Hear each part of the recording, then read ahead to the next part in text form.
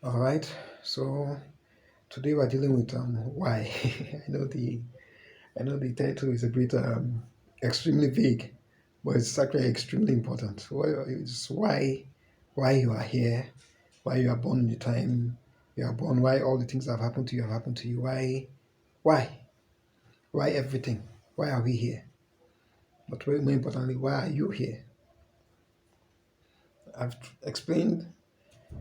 I think I explained to a significant extent in a video I did, a brief moral history of humanity. I think there's a bit of explanation of why we are here, why things happen the way they're happening in that video. I think I'll put a link in the description. Um, but for why you are here, why you are born in the time you are born, why born into the family you're born into, why the things that have happened to you have happened to you. I'm going to explain it here so it can make sense of things. Now, to get to understand that, you have to understand from the beginning that God is a perfectionist. He is only interested in the eternal version of things, the consequential things, the things that will ever be. So he does things in a very different level from the way human beings do it. Human beings just do it so it can work now. Whatever happens later, they don't really give a damn. But God does it for the eternal value. It has to always work, no matter the circumstance. It has to be guaranteed. So that is, so he has extremely high standards, extremely different standards from us. That is why a human being cannot naturally understand him. His ways are very, very unlike ours. Now he says, as the heavens are higher than the earth, so are my ways higher than yours. Standards are very, very different. So because of that, now I'm going to explain is what is important to him and what is actually checking you for and why you are here. So brings us to morality. Your morality is the foundation, is the most important thing about you. It is it is the most consequential thing about you. I'm going to give a few examples so you can understand it better. Yes. So, for example, now, if you're a good person on a moral level, no matter where you go, you'll be a good person. If you're a good person, if you want to be fair to people, if you go into architecture, you will give people good designs that will last. You try to give them their money's worth. You try to let them know beforehand, hey, this amount of money can build this type of house. If you have this amount of money and you want a quality house, you have to reduce the size. You do this, so we can get you to where you want to go. So you can make sure you are delivering what you are promising. If you're an immoral person, no matter the career you go into, if you go into music, you'll be cheating people in music. If you go into architecture, you'll be cheating people in architecture. You deceive them, they'll give you money, you go and buy lower quality products, lower quality tools and materials to build a house with. If you go into engineering, if you go into software, you'll be hacking their systems, you'll be creating backdoors behind your your client systems and all those kind of things. So it is your character, your morality, your character, your moral position, your conscience that is going to determine your effect on the world. So your career and your location do not matter to him. What he's trying to ascertain, what he's trying to build, what he's trying to be sure of is your morality, your moral position, what is morally acceptable to you and what is morally abominable to you. Well, the moral places that you will never go and the moral places that you are comfortable with. Now what he's trying to establish, that is what he knows and that's what he's trying to prove. So, but let us just say really for now, for that is what he's trying to establish. So it is that moral position, like I said. So you're a if you're a moral person and you're born into Osama bin Laden's family, if you're a moral person, you're born into outright terrorist family. If you go into that terrorism, you'll be trying to tamper them down. When they want to destroy a village and destroy the children and the women and everybody, you'll be trying to say, okay, let us only kill the men. Let us leave the women and the children. Let us, even if we're going to kill, let's not rape the women. It's not good. You begin to try to use scriptures, scriptures even from the Quran, and say, okay, it's not good. Let's not rape the women. It defiles us. You'll be looking for excuses up and down the place. You say it will you to try to not rape the women. Oh, you say if you do that, these women are not even up to our level. Why would be sleeping with what the infidels? Why should you sleep with infidels? Why should you sleep with them? If I thought, just kill them. So that you can help them, you keep on manipulating ways so that you can reduce the amount of evil that is being done. So you will always be a positive effect. And if you're an immoral person, if you're a wicked person, even if you went to a monastery, even if you became a priest, you will make them to start becoming more and more selfish, more and more greedy, more and more self-indulgent. So it is that morality that is the most important thing. That is what God is concerned about. Foundational. Let's keep that. Then we'll move. So, since morality determines everything about you, that what God is trying, and what God knows, and that is, it is based on that your moral position that determined where you were born into, and everything about your life is designed to shape you into who you want to be morally. Because God already knew from the beginning, but He's trying to prove it to you now. So that's why when you come to the world, there are so many moral options. You can be religious, you can be spiritual, you can be hedonistic, you can be atheistic, you can be agnostic. Anyone you want, it is so there. Everything there are evidence for virtually everything. There's the dinosaurs that make the Bible look like it's nonsense.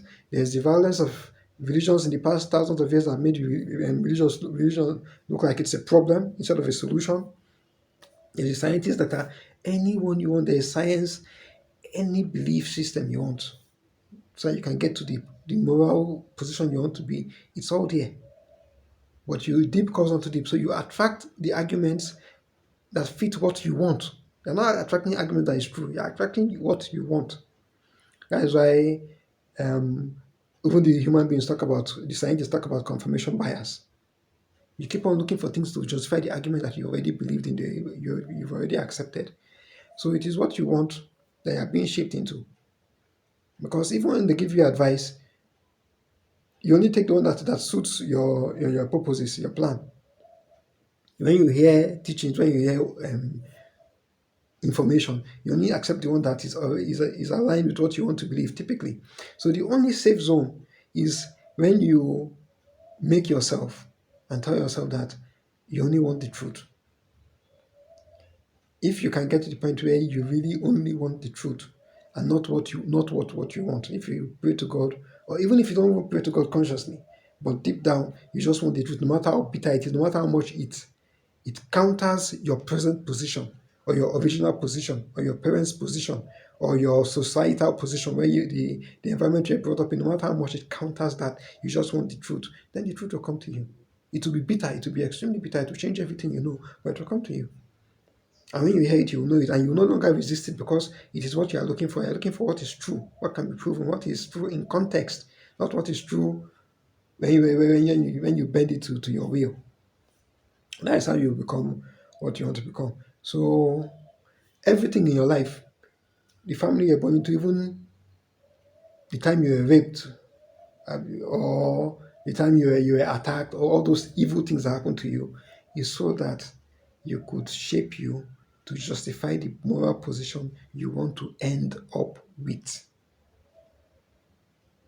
That is why some people will tell you that there is no such thing as time. It's just a round circle. In a sort of way, it is true because God already knew who you are. So you are actually just becoming who He already knew. So all these things that are happening are shaping you back. And He's doing it on a twofold scale because all the things that are happening, all the alternative interpretation. Because remember that when something happens to you, it's not just that it happened to you, there is interpretation. No matter what happened to you, you can interpret it any way you want. So when things happen to you and when you're interpreting it to shape you into who you end up being morally, shows that is what you wanted. Shows that is what you wanted. There are people that same thing happened to and they interpreted it completely differently. It shows that it is actually you that is in charge of the whole thing. So it's allowing everything that happens to you is to shape you from the kind of society you are born into, the kind of family you are born into, whether it was an understanding family or a difficult family, a good society or a corrupt society. Everything is being done to shape you. And that is what you needed to justify the moral position you want to end up with, the moral position that you already insist upon. So he's doing it twofold. He's doing it in twofold dimensions. There is not only is he giving you what you want, your moral position that you have already wanted, and that's why he kept on finding arguments to get back to it. Yeah, in a way, but what actually happens is that That's why the Bible talks about exile. These are people are exiled and they have to return home. Where you're born into, where you begin with, is exile, what you don't want to be. Where you end up is home, who you want to be, where you are comfortable, the place that makes sense to you, the argument that makes sense to you. So all your life circumstances is like it's helping you to find your way back home. But it's also, as it's helping you to find your way back home, it's also proving that this other thing that he gave you, these other alternatives are not compatible with you and they will never be compatible with you and you will never accept them. So that we know that this one is eternal. Because you had all these other options, you kept on resisting them, you kept on pushing them away, you kept on choosing this one in, you kept on favoring this one against them. You prefer, this is what you prefer. This is the argument that is most comfortable to you, this moral argument, this moral position. So everything that happened, you kept on interpreting it until you could find a way back to what you really want to believe, what you are really comfortable with, what is acceptable to you. So, so he has proven that other things are not what you want. This is what you want. And then not only has he given you back what you want, all those things, when the evil was done to you, when somebody killed your family, or like I said, raped you, or all those evils, bad things, or good things even. I'm just giving evil because that is the one that people usually use most. They use evil to justify wherever it is they go more than they use good to justify. But whatever it is that happened to you was to help you to justify. So it's not only giving you what you want, your moral position, it's giving you justification. So now it's like you are fortified. This is you in your strongest state because not only do you are you with the argument that you are comfortable with, you have now had justifications for you to be where you are. So you have justified yourself.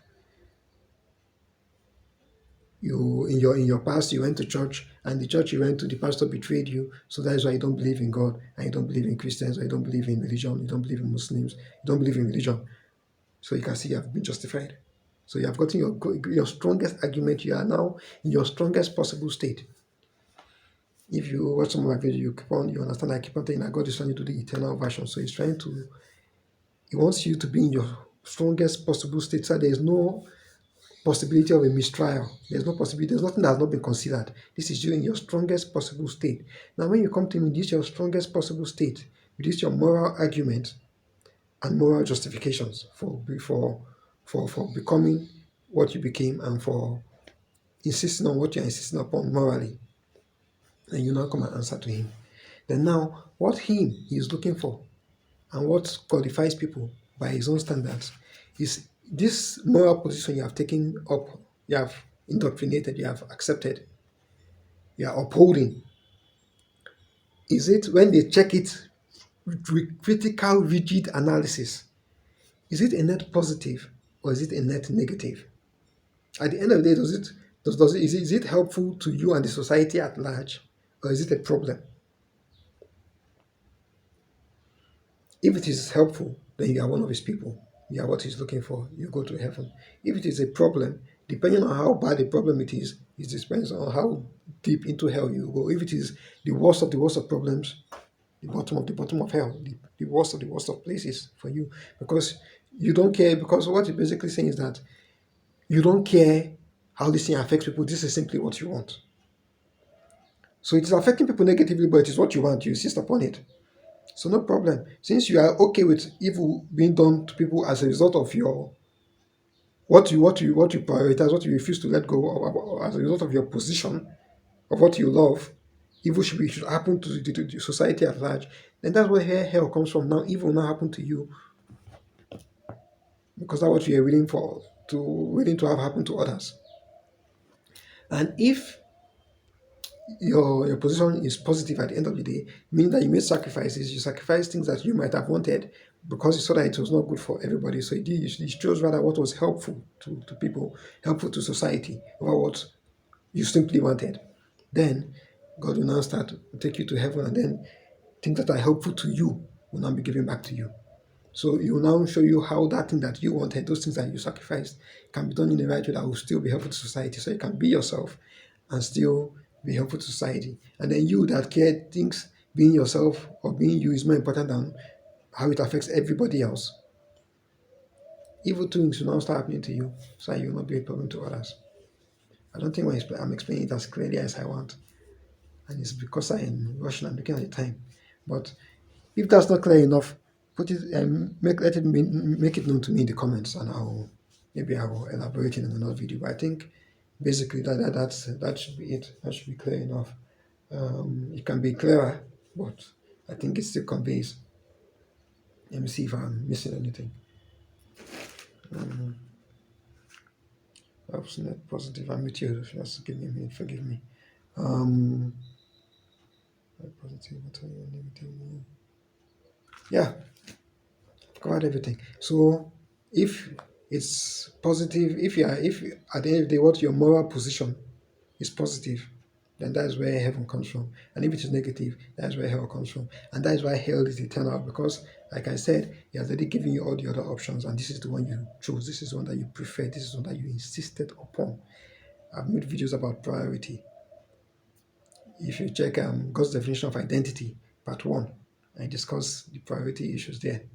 I will link that to in the description. Because so 2 videos to look for if you want more clarification. A brief moral history of humanity, God's definition of identity. God's definition of identity, part 1. My name is Funom Zock-Sock. Created this channel to give God's side of the story, to help you understand why God does things the way He does them, and why the world has been the way it is, and how it's going to be fixed. If you would like to learn more about that journey, if you want to join me in that conversation, I'll be happy to have you. It's nice to meet you. See you tomorrow.